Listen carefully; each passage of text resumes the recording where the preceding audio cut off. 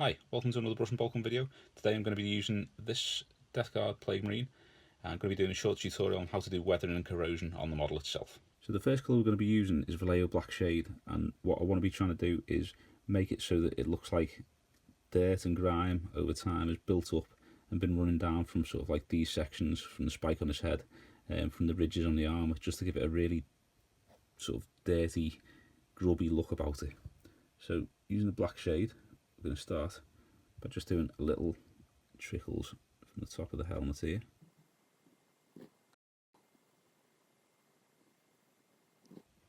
Now you can get the black shade a bit too thick and dark, and it does look a bit strange when it is like that, so you do want to try and keep it quite thin.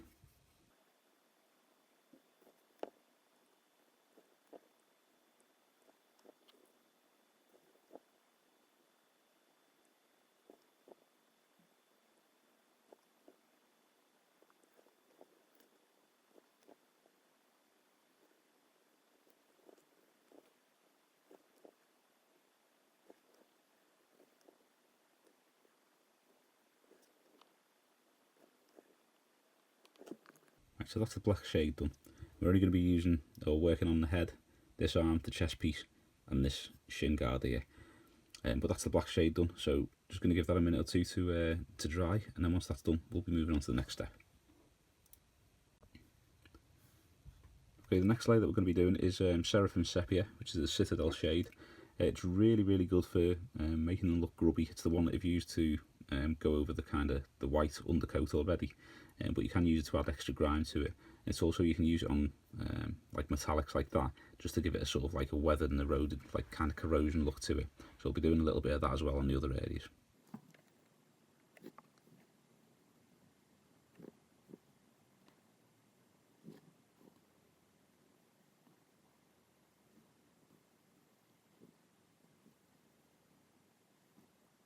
Now one thing that I like to do with these is where you've got the bolts on the armour, you can just put a blob of Seraphim Sepia over that, and it'll just surround it and leave you with the bolt at the top, sort of like showing more or less the normal colour of the bolt, but with a nice patch of grime around it.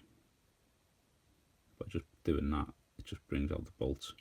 You can really see them. It just looks like there's plenty of dirt around it.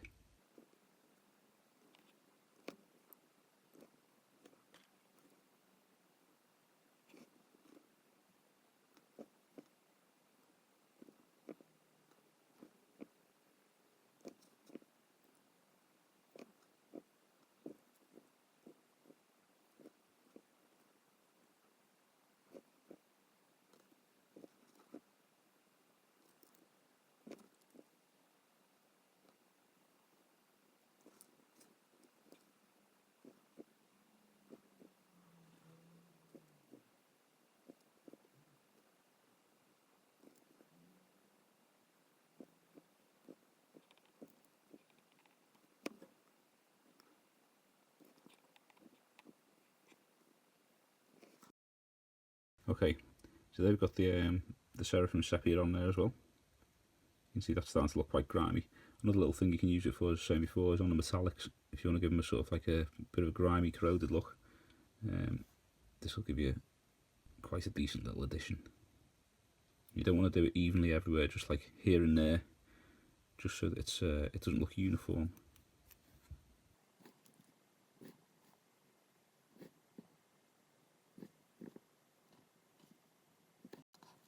Just wait for that to dry, then we'll move on to the next section. Next colour we're using is one of the Citadel dry colours, Ryza Rust, or Ryza Rust, depending on how you want to say it. So we're just going to be doing that over these little areas where I've put some of the Sepia. You just want to add a little bit of that to it, just to give it that corroded look.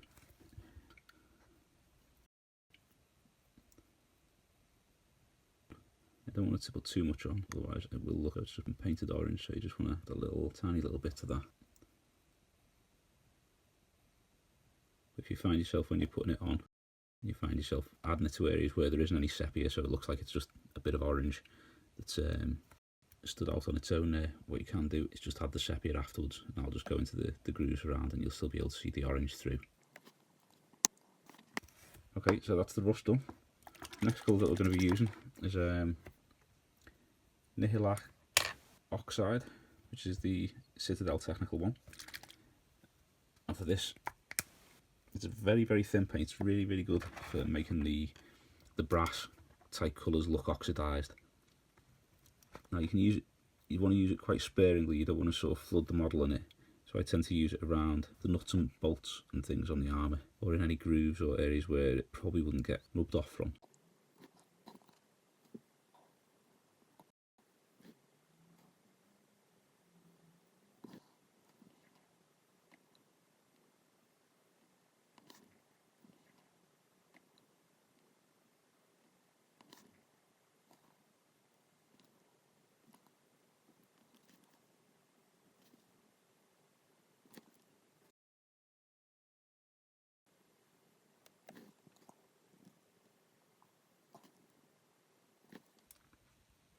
You can see they've put far too much in that area. So all we have to do is dip the brush in, you can get the worst of it off, leave the nice blue area around the outside.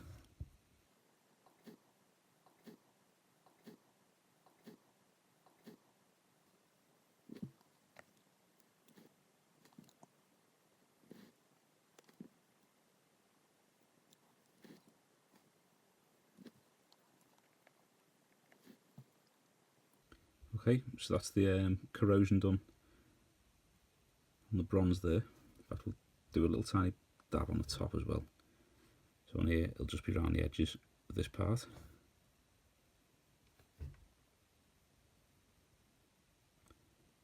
A little bit around the edge there.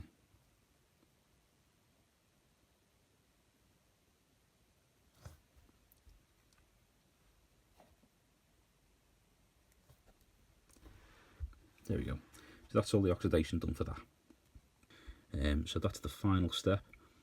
From there you can add on a lot of gore, or dried blood and things like that, if there's any, like this guy's got the head on it, or from the likes of this guy that I was using earlier, like around the bottom of his legs, because you can have all kinds dribbling out of this section.